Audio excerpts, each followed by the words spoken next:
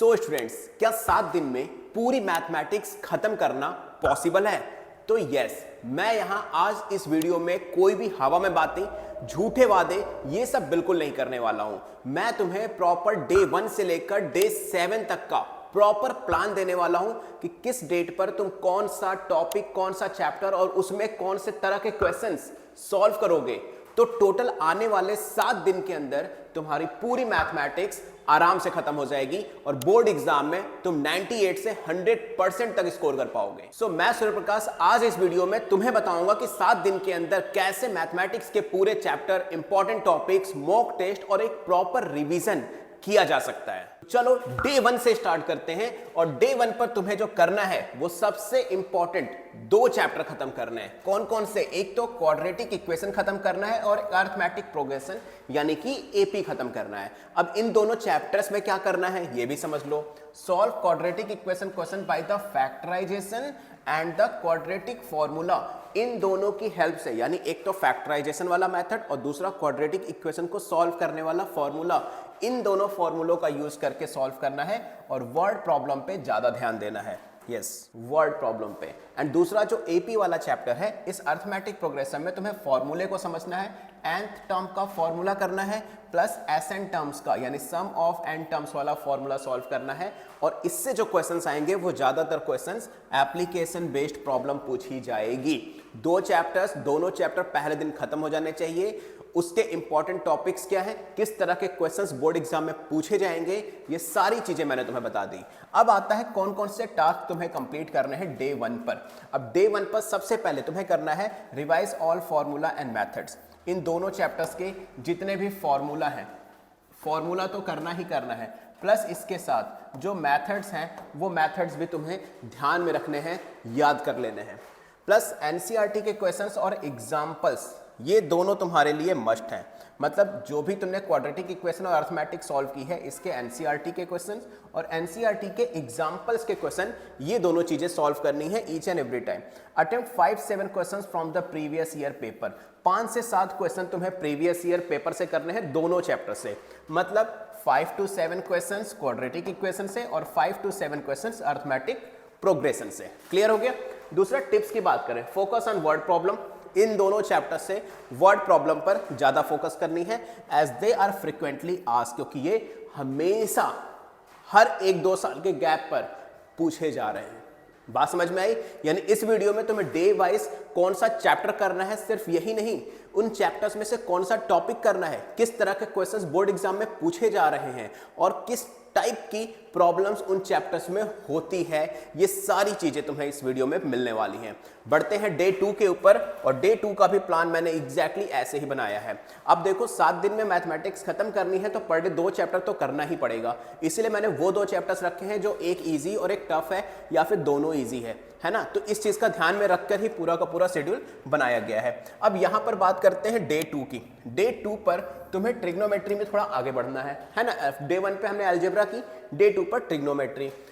सबसे पहले introduction to trigonometry और हाइट एंड डिस्टेंस यानी सम एप्लीकेशन ऑफ ट्रिग्नोमेट्री, ये दोनों चीजें खत्म करनी है। दोनों चीजों में क्या खत्म करना है ये देखो।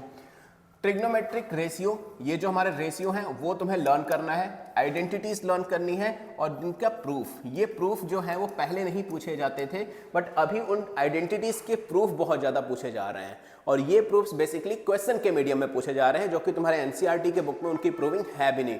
बट इस चीज को समझ लेना कि ट्रिग्नोमेट्री की प्रूविंग पूछी जा रही है आजकल। हाइट एंड डिस्टेंस की बात करें तो वर्ड प्रॉब्लम की प्रैक्टिस कर लेना। खैर इसमें तो वर्ड प्रॉब्लम्स ही है, बट वो वर्ड प्रॉब्लम्स जिसमें एंगल ऑफ एलिवेशन और डिप्रेशन दोनों चीजें प्रॉपरली होती हैं। खैर इस चैप्टर में छोटा सा टॉपिक है, यही चीजें पूछी जाती हैं। बात करते हैं इसमें क्या टास्क है तुम्हारे पास। पहली बात तो ट्रिग्नोमेट्रिक रेशियो और फॉर्मूले को मेमोराइज करना। बहुत सारे बच्चों को ट्रिग्नोमेट्रिक फॉर्मूले स्टार्टिंग में याद हुए थे, फिर उन्होंने मिड टर्म में याद किए, हाफ ईयरली में याद किए, प्री बोर्ड में याद किए और अभी भी भूल जा रहे हैं। तो मैथमेटिक्स में ट्रिग्नोमेट्री में फॉर्मूले लर्न होने चाहिए और प्लस मेमोराइजिंग पावर उसकी बहुत अच्छी होनी चाहिए, है ना। सॉल्व एनसीईआरटी क्वेश्चंस और एग्जांपल की एक्सरसाइज कर लेना, ठीक है। 5 question at least height and distance के सैंपल पेपर सॉल्व करना। एंड किस चीज पर तुम्हें फोकस करना है, focus on diagram and clear labelling for the height and distance problem. होता क्या है, अगर तुमसे पूछा जा रहा है कि एक बोट का angle of depression from a tower, तो बहुत सारे बच्चे ये लगा देते हैं, नहीं भाई ये वाला एंगल है, एंगल ऑफ डिप्रेशन, है ना। तो diagram is most important height and distance वाले चैप्टर में। अगर तुम्हारा डायग्राम ही क्लियर नहीं होगा, तुम्हारे क्वेश्चन सॉल्व नहीं होंगे, ठीक है। वीडियो हो सकता है थोड़ा लंबा जाए, क्योंकि डे बाय डे स्ट्रेटजी बताना आसान काम नहीं है। बहुत सारे बच्चों के मैसेजेस आए थे इंस्टाग्राम पे, देन मैंने पूरी एनालाइज करके इस वीडियो को क्रिएट किया है कि किस दिन कौन सा चैप्टर रखा जा सकता है, हर एक चैप्टर में कौन से टॉपिक इंपॉर्टेंट है, ये ढूंढना, ये सोचना, और ये तुम लोगों के लिए स्टडी मटेरियल बनाना बहुत टफ काम होता है। सो मेक श्योर वीडियो को लाइक जरूर करना और अपने प्यारे प्यारे कमेंट जरूर करना और बताना कि और क्या तुम्हें चाहिए इस बोर्ड एग्जाम के फाइनल एग्जाम की प्रिपरेशन के लिए। तो चलो आते हैं डे 3 के ऊपर। टोटल 7 दिन का टास्क है, हम डे 3 पर ऑलरेडी आ चुके हैं। तो डे 3 की अगर मैं बात करूं तो डे 3 पर तुम्हें करना है कोऑर्डिनेट ज्योमेट्री और स्टैटिस्टिक। कोऑर्डिनेट ज्योमेट्री में तुम्हें distance formula, section formula and area to the triangle, ये 3 चीजों पे ध्यान देना है। डिस्टेंस फार्मूला, सेक्शन फार्मूला और एरिया ऑफ अ ट्रायंगल के ऊपर। स्टैटिस्टिक्स की बात करें तो मीन, मीडियन, मॉड और group data, cumulative frequency of the graph, ये सारे टॉपिक्स को कवर करना है। टास्क की बात करें तो मैं फार्मूला इसमें भी तुम्हारा है, फार्मूला इसमें भी तुम्हारा है, तो फार्मूला रिवाइज करना है और उनके डेरिवेशंस जो हैं, लाइक सेक्शन फार्मूले का डेरिवेशन इन द सेंस कि आप उसको कैसे फॉर्मूले को अप्लाई कर सकते हो, ये सारी चीजें भी पूछी जाती हैं। प्लस एनसीईआरटी के क्वेश्चंस और उसके एग्जांपल बोथ चैप्टर के इंपॉर्टेंट है ना, याद रखना इसमें भी एनसीईआरटी बहुत ज्यादा इंपॉर्टेंट है और प्लस इसके एग्जांपल्स, और सेम यही चैप्टर तुम्हारे स्टैटिस्टिक में भी। 2 ग्राफ बेस्ड क्वेश्चंस तो तुम्हें इस चैप्टर से करने ही करने हैं, याद रखना।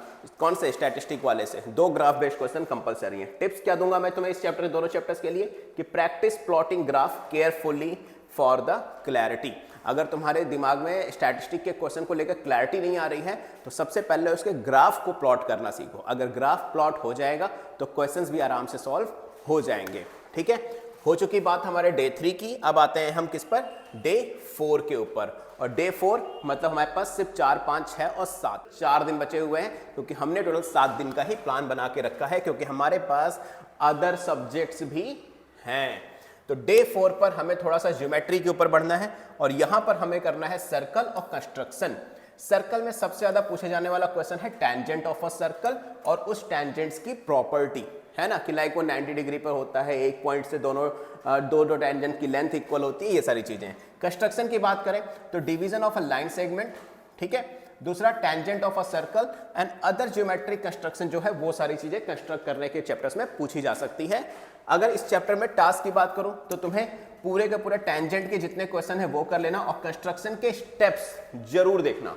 स्टेप्स तुम्हें नहीं लिखना है वो अदर थिंग है, लेकिन स्टेप्स अगर तुम्हें पता रहेंगे तो तुम्हें खुद याद रहेगा कि इसके बाद क्या स्टेप आता है और तुम आराम से क्वेश्चन को सॉल्व कर लोगे। नाउ एनसीईआरटी सॉल्व कर लेना और डायग्राम पे ज्यादा से ज्यादा ध्यान देना, जो कंस्ट्रक्शन वाले क्वेश्चंस हैं उनके डायग्राम के ऊपर। नाउ टिप्स की बात करूं तो डे 4 पर तुम्हारे लिए जो टिप्स है, precision in the key in the construction of the problem, यानी जो कंस्ट्रक्शन के क्वेश्चंस को सॉल्व करते समय जो प्रॉब्लम्स आती है उन प्रॉब्लम्स के की पॉइंट को लर्न कर लेना। लाइक जैसे कोई अगर प्रॉब्लम आ रही है तो उस प्रॉब्लम को लिख लेना और प्लस उस प्रॉब्लम का सॉल्यूशन भी लिख लेना कि ये प्रॉब्लम को कैसे सॉल्व किया था मैंने, कि अगर ये चीज ड्रॉ करने के लिए बोला था तो इसकी जगह हमें ये ड्रॉ करनी पड़ रही थी ताकि हमें पहली वाली चीज आंसर हमारा मिल जाए। इसको बोलते हैं की टर्म्स, और ये मैथमेटिक्स के की टर्म बहुत इंपॉर्टेंट होते हैं, क्योंकि बच्चे फॉर्मूला तो लर्न करते हैं लेकिन स्टेप्स भूल जाते हैं कभी कभी, खासकर कंस्ट्रक्शन वाले चैप्टर में।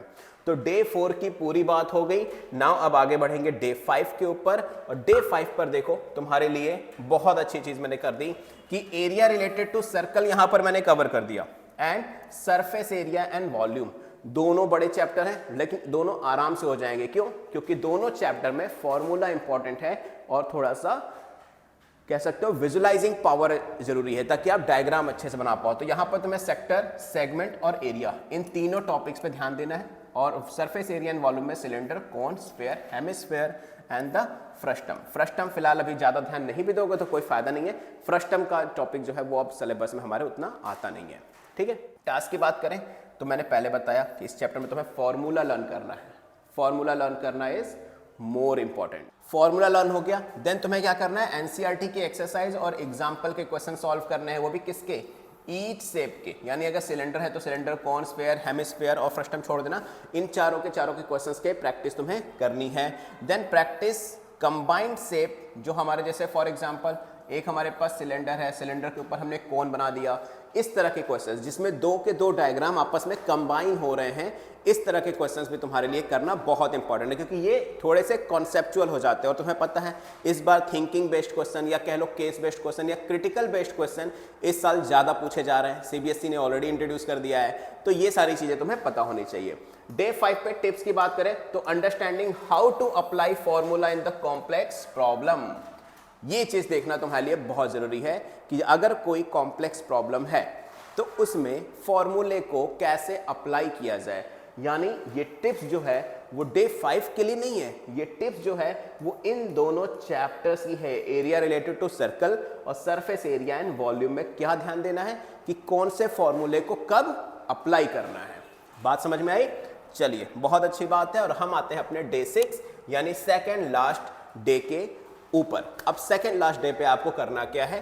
पहली बात तो pair of linear equation in 2 variables, एक तो ये चैप्टर कर लेना, दूसरा प्रोबेबिलिटी, ये 2 चैप्टर कर लेना, ठीक है। पेयर ऑफ लीनियर इक्वेशन में आपको graphical and the algebraic method दोनों समझना है कि ग्राफ से कैसे इक्वेशन को सॉल्व करते हैं और हम अपने मैथमेटिकल टर्म के हेल्प से कैसे क्वेश्चन को सॉल्व करते हैं। इसमें तुम्हारा सब्स्टिट्यूशन, एलिमिनेशन और क्रॉस मल्टीप्लिकेशन, ये तीनों मेथड तुम्हें आने चाहिए, क्योंकि तीनों में से किसी न किसी एक मेथड का वो नाम लिख कर दे देते हैं। अगर नाम लिख के नहीं देंगे तो तुम्हारी मर्जी है, किसी से भी सॉल्व कर लो। देन इसमें प्रोबेबिलिटी बेस्ड क्वेश्चन, सिंपल एक ही फॉर्मूला है यहाँ पे तो सॉल्व कर लोगे। एनसीईआरटी प्रॉब्लम कर लेना, linear equation, specially word problem कर लेना, इसमें इस वाले में स्पेशली वर्ड प्रॉब्लम पे ज़्यादा ध्यान देना। रिवाइज प्रोबेबिलिटी कॉन्सेप्ट एंड अच्छा, प्रोबेबिलिटी के कॉन्सेप्ट क्या है? प्रोबेबिलिटी के कॉन्सेप्ट की अगर मैं बात कर दूं तो जैसे कार्ड है, कार्ड में कितने कार्ड्स होते हैं, कितने नंबर कार्ड होते हैं, कितने फेस कार्ड होते हैं, है ना, कोई नंबर कार्ड भी नहीं है, फेस कार्ड भी नहीं है, वो कितने होते हैं, इस तरह की चीज़ें तुम्हें काउंटिंग में होनी चाहिए, उसी को हम कॉन्सेप्ट बोल रहे हैं। बात समझ में आ गई? जैसे 2 कॉइन ले रहे हैं तो हेड और टेल क्या है, इन सब चीज़ें की कॉन्सेप्ट तुम्हें बिल्कुल अच्छे से क्लियर होने चाहिए। Attempt previous year question paper both chapter से तुम कर लेना, 5-7 भी कर लोगे तो तुम्हें एक आइडिया मिल जाएगा कि किस तरह के क्वेश्चंस इन चैप्टर से पूछे जा रहे हैं, ठीक है। इन दोनों चैप्टर्स के टिप्स या फिर कह लो डे 6 के टिप्स की बात करूं तो practice solving equation step by step to avoid error. बहुत सारे बच्चे क्या करते हैं, जैसे फॉर एग्जांपल मैंने 2x + 3y = 6 ले लिया। अब x की मुझे वैल्यू पुट करनी है, मान लो x = रखना है 0, तो बहुत सारे बच्चे क्या करेंगे 0 + 3y = 6 कर लिया, डायरेक्ट कर लिया। अब ये सही कर लिया तो ठीक, लेकिन बहुत सारी जगह पे गलती क्या होती है, आप वैल्यू पुट करके सॉल्व करो ना, एक लाइन एक्स्ट्रा बढ़ेगी लेकिन आपका क्वेश्चन 100% सॉल्व जाएगा।